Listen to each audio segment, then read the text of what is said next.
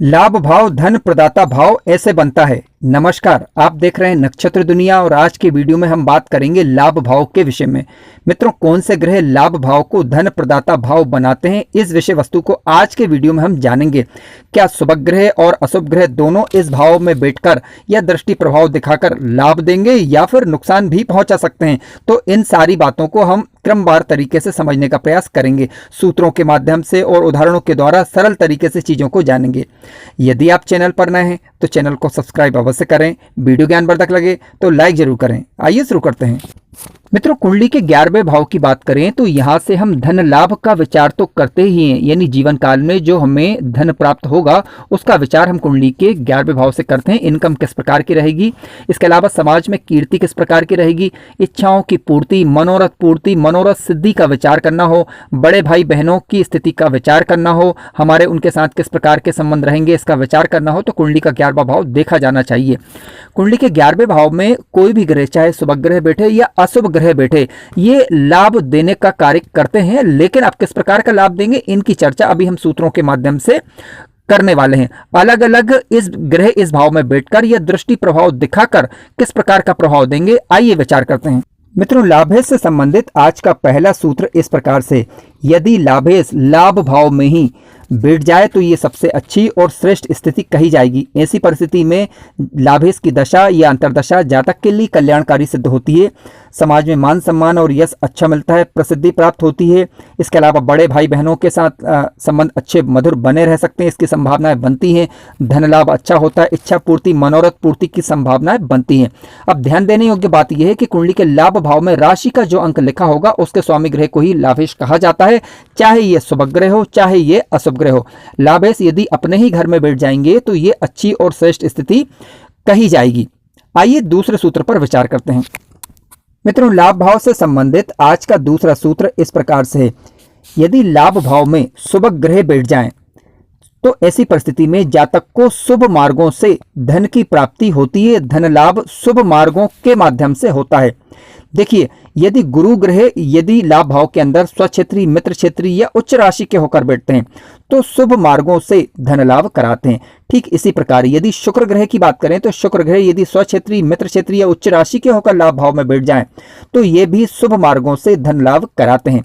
इसके अलावा शुभ बुध का तात्पर्य यह है कि ध्यान रखें कि बुध ग्रह यदि शुभ ग्रह के साथ होता है तो शुभ प्रभाव दिखाता है, यदि अशुभ ग्रह के साथ होता है तो अशुभ प्रभाव दिखाता है। और नीच राशि का ये नहीं होने चाहिए।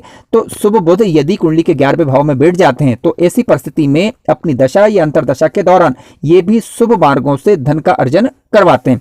इसके अलावा शुभ चंद्रमा यदि कुंडली के 11वें भाव में बैठ जाएं, पक्ष बल से बली होकर और पर्याप्त रूप से बलवान होकर, तो ऐसी परिस्थिति में ये भी अपनी दशा या अंतरदशा के दौरान शुभ मार्गों से धन का आगमन करवाते हैं। यानी कुल मिलाकर कहने का तात्पर्य है कि लाभ भाव में शुभ ग्रह यदि बैठेंगे तो शुभ मार्गों से धन के रास्ते खोलते हैं। अब कितनी मात्रा में ये धन प्रदायक बनेंगे इसके लिए आपको इनका अंशात्मक रूप से बल देखना होगा और ये किन भावों के स्वामी बन रहे हैं इस बात पर भी आपको विचार कर लेना चाहिए। मित्रों, लाभ भाव से संबंधित आज का तीसरा सूत्र इस प्रकार से, यदि लाभ भाव में अशुभ ग्रह आकर बैठ जाएं तो ये ग्रह बुरे मार्गों से भी धन लाभ कराते हैं। कहने का तात्पर्य यह है कि यदि लाभ भाव में शनि, राहु, केतु या फिर कोई भी क्रूर ग्रह आकर बैठ जाए और वहां पर उनकी राशियां ना हो, उनकी उच्च राशि ना हो, उनके मित्रों की राशि ना हो, तो ऐसी स्थिति में ये बुरे मार्गों से भी धन का लाभ कराएं या बुरे मार्गों से धन लाभ के विषय में जातक की वृत्ति सोचने पर मजबूर हो। इस प्रकार की स्थितियां ये ग्रह अपनी दशा या अंतरदशा के दौरान उत्पन्न कर सकते हैं। आइए अगले सूत्र पर विचार करते हैं। मित्रों, लाभ भाव से संबंधित आज का चौथा सूत्र इस प्रकार से, यदि लाभ भाव में शुभ ग्रह और अशुभ ग्रह दोनों प्रकार के ग्रह आकर बैठ जाएं तो ऐसी परिस्थिति में ये शुभ ग्रह शुभ मार्गों से और अशुभ ग्रह अशुभ मार्गों से धन लाभ जातक को करा सकते हैं अपनी दशा या अंतरदशा के दौरान। मान लीजिए कि गुरु ग्रह कुंडली के लाभ भाव में आकर बैठ जाते हैं तो गुरु ग्रह की दशा अंतरदशा के दौरान जातक को अच्छे मार्गों से धन का लाभ हो, इस बात की संभावनाएं बनती हैं। इसके विपरीत मान लीजिए कि यहाँ पर राहु ग्रह आकर बैठ जाए, तब राहु से हम ये उम्मीद नहीं कर सकते कि राहु धन देंगे तो वो अच्छे मार्गों से ही देंगे। तो इस बात की संभावनाएं भी बनती हैं कि बुरे मार्गों से या फिर अनैतिक तरीकों से भी जातक धन कमाने का प्रयास करे या उसे धन लाभ हो, इस प्रकार की स्थितियां निर्मित हो सकती हैं। हालांकि इसके लिए आपको संपूर्ण कुंडली का अध्ययन करना होगा। आपको ये देखना होगा कि अन्य ग्रहों का क्या प्रभाव लाभ भाव पर हो रहा है और लाभेश कहां बैठे हुए हैं, क्या वह अपने घर को देख पा रहे हैं अथवा नहीं देख पा रहे हैं। इन सारी बातों को ध्यान में रखने के बाद ही हम ये तय कर पाएंगे। मित्रों, लाभ भाव से संबंधित आज का 5वां सूत्र इस प्रकार से है। यदि लाभ भाव पर अशुभ ग्रहों का दृष्टि प्रभाव हो तो उन ग्रहों की दशा या अंतरदशा के दौरान जातक को हानि का सामना भी करना पड़ सकता है, यानी धन हानि का सामना भी उसे करना पड़ सकता है। आइए उदाहरण के माध्यम से विचार करते हैं। मान लीजिए कि राहु ग्रह कुंडली के सप्तम भाव के अंदर बैठे हुए हैं, तो राहु की 5वीं दृष्टि कुंडली के लाभ भाव पर जाएगी। तो अतः जब कभी भी जातक को राहु ग्रह की दशा या अंतरदशा आएगी तो ऐसी परिस्थिति में यह हो सकता है कि जातक को धन हानि का सामना करना पड़े, विशेष रूप से यदि यह दृष्टि नीच राशि की या शत्रु राशि की हुई तब। क्योंकि राहु की बात करें तो राहु मिथुन राशि में उच्च का होता है और धनु राशि में नीच का होता है।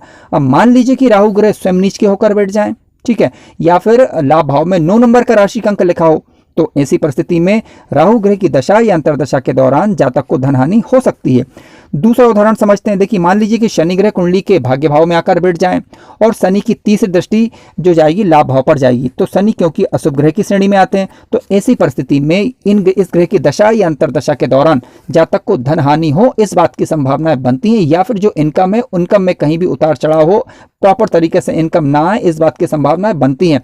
हालांकि यहाँ पर आपको ये देख लेना चाहिए कि लाभ भाव में राशि का अंक कौन सा है।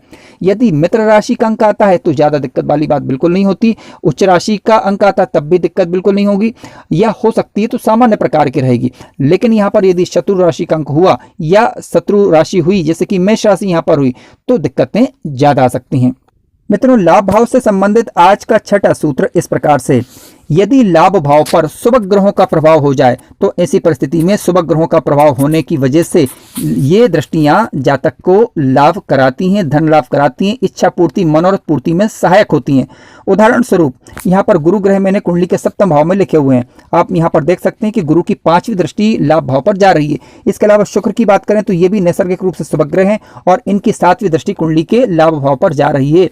तो अतः शुक्र और गुरु की दशा या अंतरदशा के दौरान जातक को जीवन काल में धन लाभ हो, इस बात की संभावनाएं बढ़ती है। हालांकि आपको यह देखना होगा कि गुरु और शुक्र जिन भावों में बैठे हुए हैं वहां पर राशि के अंक कौन से लिखे हुए हैं, यानी ये ग्रह स्वक्षेत्री मित्र क्षेत्रीय या उच्च राशि के होकर बैठे हुए होने चाहिए और कुंडली के कारक ग्रह होकर बैठे हुए होने चाहिए।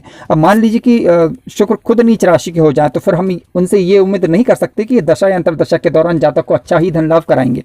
ठीक है, तो सारी बातों को समझना होगा। आपको देखना होगा कि अन्य किन ग्रहों का प्रभाव है और लाभेश कहाँ बैठे हुए हैं, और शुक्र की जो दृष्टि प्रभाव दिखा रहे हैं लाभ भाव के ऊपर, तो वह मित्र क्षेत्री होकर दिखा रहे हैं या उच्च राशि के होकर दिखा रहे हैं या नीच राशि के होकर दिखा रहे हैं। तो इस बात को समझ लेना चाहिए। इसके बाद ही हम ये तय कर सकते हैं कि ये धन लाभ करा पाएंगे या नहीं।